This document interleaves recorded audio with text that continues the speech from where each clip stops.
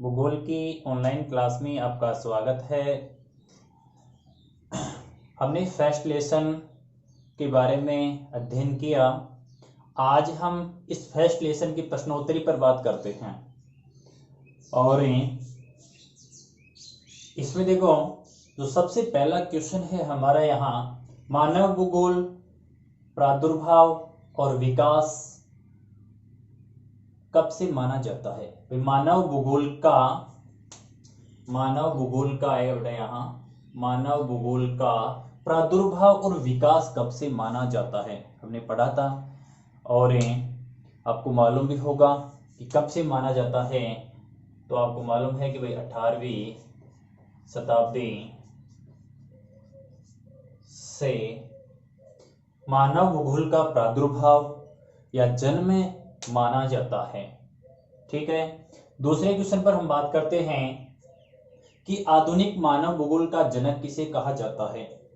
आधुनिक मानव भूगोल का जनक किसे कहा जाता है। तो आपको मालूम होगा बेटा, फ्रेडरिक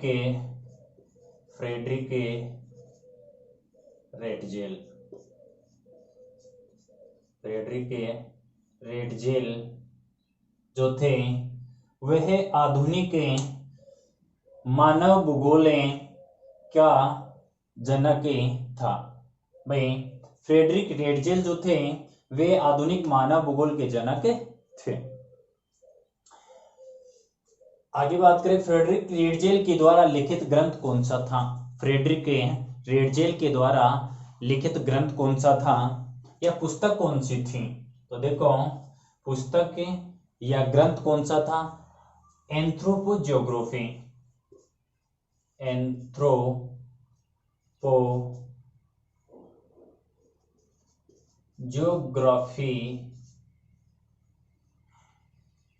इनके द्वारा लिखित ग्रंथ था। एंथ्रोपोजियोग्राफी फ्रेडरिक रेटजेल के द्वारा लिखित ग्रंथ था। और इसमें बेटा इन्होंने, साथ ही यहां बात कर लेते कि फ्रेडरिक रेटजेल ने एंथ्रोपोजियोग्राफी नामक ग्रंथ के अंदर उन्होंने मानव भूगोल की परिभाषा दी थी कि मानव भूगोल समाजों व धरातल के मध्य संश्लेषित अध्ययन है। भाई समाज है, समाज और जो धरातल है, इसके मध्य में जो भी संबंध है उनका जो अध्ययन किया जाता है वह मानव भूगोल के अंतर्गत किया जाता है। ये परिभाषा इन्होंने दी थी। आगे बेटा बात करें हमें मानव भूगोल चंचल मानव। देखो याद करना कि चंचल मानव अस्थायी पृथ्वी, चंचल मानव और अस्थायी पृथ्वी के पारस्परिक परिवर्तनशील संबंधों का अध्ययन है। यह परिभाषा किसने दी थी। बढ़िया क्वेश्चन है बेटा। और पारस्परिक परिवर्तनशील संबंधों का अध्ययन, मैंने बहुत अच्छे से बताया था कि पारस्परिक परिवर्तनशील संबंधों का अध्ययन है। यह परिभाषा किसने दी थी। याद आ गया होगा आपको कि यह फ्रेडरिक रेटजेल की शिष्या जो थी एलन सेम्पल। देखो, एलन सेम्पल ने यह परिभाषा दी थी। और जो ये एलन सेम्पल थी, इसके बारे में बात करें तो इन्होंने जो है प्रकृति को प्रभावी माना था। और इसमें जो इन एलन सेम्पल फ्रेडरिक रेटजेल की शिष्या थी और यह अमेरिका की विद्वान भी थी। ठीक है ना बेटा। तो देखो इसका है बेटा याद, ठीक है ना। आगे बात करें,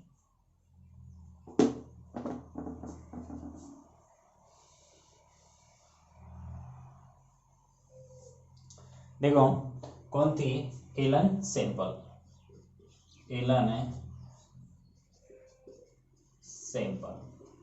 ठीक है। अगला जो क्वेश्चन है हमारा, संभववाद की विचारधारा किस विद्वान ने दी थी। संभववाद, देखो संभववाद में देखें कि मानव संभव कर सकता है, कुछ भी संभव कर सकता है। इसमें मानव को क्या माना है? प्रभावी मानव, ठीक है ना। और इससे जो विचारधारा को देने वाले व्यक्ति थे वे व्यक्ति विडाल डिला ब्लास महोदय, विडाल डी ला ब्लास, विडाल डिला ब्लास महोदय ने ये परिभाषा दी थी संभववाद की। और आगे देखो, इन्होंने बात कर लेते हैं साथ ही विडाल डिला जो ब्लास महोदय थे, उन्होंने जो परिभाषा दी थी उस परिभाषा के बारे में पृथ्वी को नियंत्रित करने वाले भौतिक नियमों तथा पृथ्वी पर निवास करने वाले जीवों के मध्य पारस्परिक संबंधों का अधिक संश्लिष्ट ज्ञान उसमें शामिल था। आगे बात करें, रुको और जाओ किस विद्वान, भाई रुको और जाओ किस विचारधारा को कहा जाता है? देखो बेटा, रुको व जाओ, गौर करना, क्वेश्चन बहुत अच्छा है, एग्जाम की दृष्टि से भी अच्छा है। रुको और जाओ किस विचारधारा को कहा जाता है और ये विचारधारा किसने दी थी? एक ही क्वेश्चन में दो क्वेश्चन है कि रुको व जाओ विचारधारा किसने दी, रुको और जाओ विचारधारा कौन सी या किस विचारधारा को कहा जाता है और ये विचारधारा किसने दी थी? तो ये विचारधारा देखो, पहले तो देखते हैं कौन सी थी। आपने पढ़ा होगा रुको और जाओ, ये विचार मैं यहां लिख देता हूं बेटा, नवे नियतिवाद, नियतिवाद की विचारधारा को कहा जाता है। और नव नियतिवाद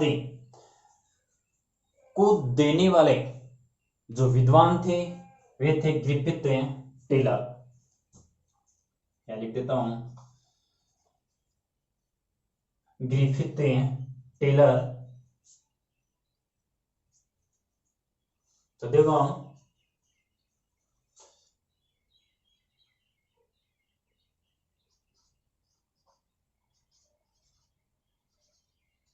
ग्रिफिथ टेलर महोदय, नवनियतिवाद और नवनियतिवाद को देने वाले जो कौन थे? Griffith Taylor. प्राचीन सभ्यताओं के प्रमुख, प्राचीन सभ्यताओं के प्रमुख केंद्रों के नाम बताइए। बताया था मैंने, जैसे हमारा भारत, चीन, मिस्र, यूनान, रोम की सभ्यताओं ने भी वातावरण को प्रभावी माना था, ठीक है ना। तो ये भाई उनके, भाई भारत, चीन, मिस्र, यूनान, रोम की सभ्यता के लोगों ने भी वातावरण को क्या माना था? प्रभावी माना था। हमने आधुनिक वो जो था ना हमारा प्राचीन विकास के बारे में हमने देखा था, भाई मानव भूगोल का जो विकास देखा था उसमें प्राचीन काल में हमने यह देखा था। तो जो इसके प्रमुख 5 केंद्र, जो इससे प्राचीन सभ्यता के प्रमुख केंद्रों के नाम बताइए। तो इसमें देखो आ गया हमारा भारत, चीन, मिस्र, यूनान और अगला है हमारा रोम, ठीक है बेटा। इसके बाद में बात करें हम मानव भूगोल के 5 उप क्षेत्रों के नाम बताइए। मानव भूगोल के 5 उप क्षेत्रों के नाम बताइए। तो 5 उप क्षेत्र देखो जो थे हमारे, पहला है यहाँ सांस्कृतिक भूगोल, दूसरा था हमारा आर्थिक भूगोल, तीसरा था हमारा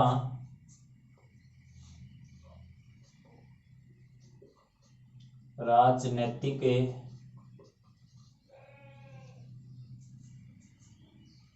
भूगोल है, चौथा जो था हमारा यह था सामाजिक भूगोल है, और पांचवा था हमारा चिकित्सा भूगोल। पांचवा कौन सा था? चिकित्सा भूगोल है। तो ये जो मानव भूगोल के 5 उप क्षेत्रों के नाम हैं जो आपको बताया भी था कि 1930 के दशक में, अगला क्वेश्चन भी आ गया हमारा, देखो 1930 के दशक में मानव भूगोल का विभाजन किन दो रूपों में हुआ था। मैंने उस समय बताया था आपको कि दो रूप जो थे वह एक तो सांस्कृतिक भूगोल के रूप में हुआ था और दूसरा आर्थिक भूगोल के रूप में हुआ था, और उसके बाद में राजनीतिक भूगोल, सामाजिक भूगोल और चिकित्सा भूगोल के रूप में उसका विभाजन हुआ था। तो इसका आंसर हो जाएगा हमारा सांस्कृतिक भूगोल, और दूसरा जो हो जाएगा हमारा आर्थिक भूगोल। इसके बाद में बेटा बात करें हम, संभववाद में किसे अधिक प्रभावी माना जाता है। ऊपर बात की हमने, संभववाद की विचारधारा किस विद्वान ने दी थी, विडाल डिला ब्लास महोदय ने। और यहाँ जो बताया है संभववाद, भाई इसको इस तरह से याद रख सकते हैं, संभव कि मानव संभव कर सकता है, कुछ भी संभव कर सकता है, अर्थात मानव को क्या बताया, प्रभावी। तो इसमें देखो मानव को प्रभावी माना जाता है, मानव को प्रभावी माना जाता है, या यूं कहें कि प्रकृति को मानव का दास, प्रकृति को मानव की दास कही जा सकती है। आगे देखो एलन सैंपल कौन थी। एलन सैंपल जो थी यह एक तो रेड जेल की शिष्या व अमेरिका भूगोलवेता थी। ठीक है बेटा। इसके बाद में बात करें हम मानव भूगोल की किन्हीं दो शाखाओं, दो विचारधाराओं के नाम बताइए। मानव भूगोल के किन्हीं दो विचारधाराओं, हमने अभी पढ़ी हैं, तीन प्रमुख जो विचारधाराएं हैं हमारे, जैसे नियतिवाद हो गई, दूसरी हो गई हमारी संभववाद, और तीसरी यहां लिख देता हूं मैं, नवनियतिवाद। ये प्रमुख तीन विचारधाराएं हुई हैं, कि नहीं दो पूछा है, दो लिख सकते हैं। इसके बाद में जीन ब्रुन्स महोदय के अनुसार भूगोल का केंद्र बिंदु क्या है। हमने पढ़ा था कि भूगोल में मानव के क्रियाकलापों को केंद्र बिंदु माना जाता है, लेकिन यहाँ पूछ रहा है क्या, जीन ब्रुन्स के अनुसार। तो जीन ब्रुन्स के अनुसार स्थान को क्या माना है, यहाँ केंद्र बिंदु माना जाता है।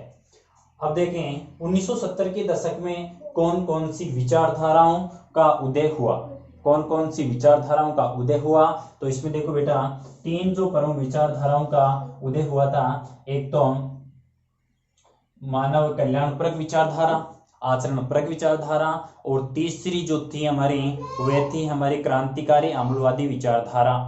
तो मानव कल्याणपरक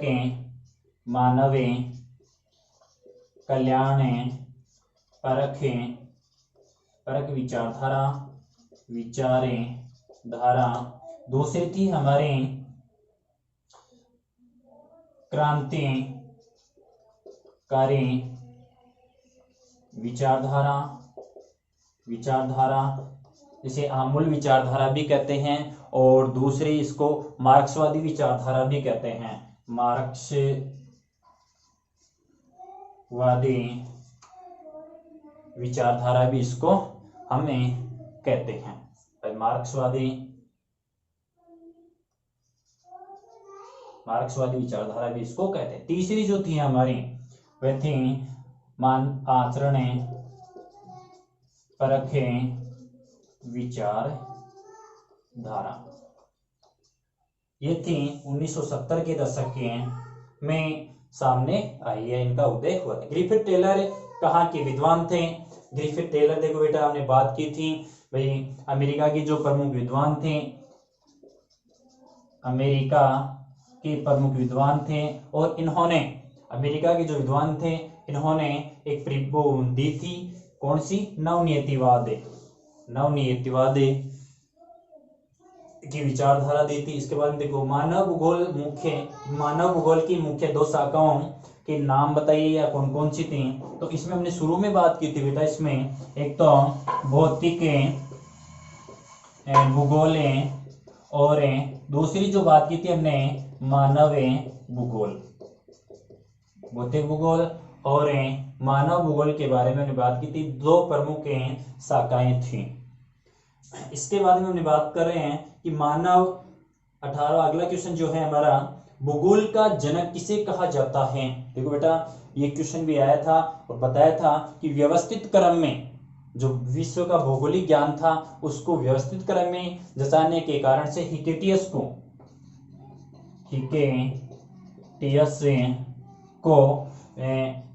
भूगोल का जनक कहा जाता है। और बात करें हंटिंगटन ने जो था, हंटिंगटन ने एक क्वेश्चन रह गया क्या था, चलो ये क्वेश्चन भी रह गया एक शायद, है ना। हंटिंगटन जो था मानव भूगोल के अध्ययन क्षेत्र को कितने भागों में विभक्त किया था इसने। तो हंटिंगटन ने 2 में, जो एक तो था भौतिक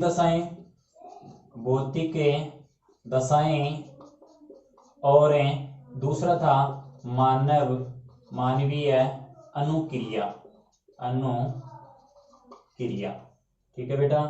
इसके बाद में देखो हंटिंगटन ने कहाँ के विद्वान थे, कहाँ का था हंटिंगटन। तो देखो हंटिंगटन जो था वह भी अमेरिका के विद्वान थे, अमेरिका के विद्वान थे। भाई देखो हंटिंगटन ने जो अध्ययन क्षेत्र को, किसको बेटा, अध्ययन क्षेत्र को कितने भागों में विभक्त किया था, 2 भागों में विभक्त किया। एक तो भौतिक दशाएं, दूसरी है हमारी मानवीय अनुक्रियाएं। भौतिक दशाओं भौगोलिक ज्ञान के बारे में, धरातल जो मिट्टी है ना, पर्वतें मिट्टी आ गई हमारी, वायु, जल, भूमि, तो इन सभी के बारे में मानवीय क्रियाएं, मानव के जो क्रियाकलाप हैं उनका जो अध्ययन आता है। और ये विद्वान कहाँ के थे, ये विद्वान थे अमेरिका के बेटा। लास्ट क्वेश्चन है बेटा हमारा, घुमक्कड़ जातियों तथा स्थायी कर्षक जातियों। घुमक्कड़ जाति जो घूमने वाली जातियां हैं और जो स्थायी कर्षक जातियां, स्थायी कर्षकें जातियों के जीवन पर वातावरण का प्रभाव, भाई वातावरण का प्रभाव बताया है। और ये वातावरण का प्रभाव किसने बताया है, तो ये जो विद्वान थे हेरोडोटस। कौन थे बेटा, हेरोडोटस विद्वान थे। और इसी तरह से अगर हम बात करें, भैया जो हमने पढ़ रहे थे हम प्राचीन भूगोल, प्राचीन मानव भूगोल में, और उसमें देखो थेल्स व एनेक्सीमेंडर, उन्होंने जलवायु, वनस्पति और मानव समाजों का अध्ययन किया था। ठीक है बेटा। तो ये जो हमारे प्रश्नोत्तरी थी आज 20 प्रश्नों की, आपको अच्छा लगा होगा। और कुछ से लगभग आपको शायद लगभग क्वेश्चन आते भी होंगे, और इनको बेटा अच्छे से लेसन को तैयार करना है। जो मैंने पढ़ाया है, जो नोट्सों में आपने लिखा है, उससे बाहर एक भी क्वेश्चन नहीं होगा। प्रत्येक लाइन आपको अच्छे से पढ़नी है, प्रत्येक लाइन जो है अपने आप में एक क्वेश्चन है। ठीक है बेटा, इसी के साथ धन्यवाद।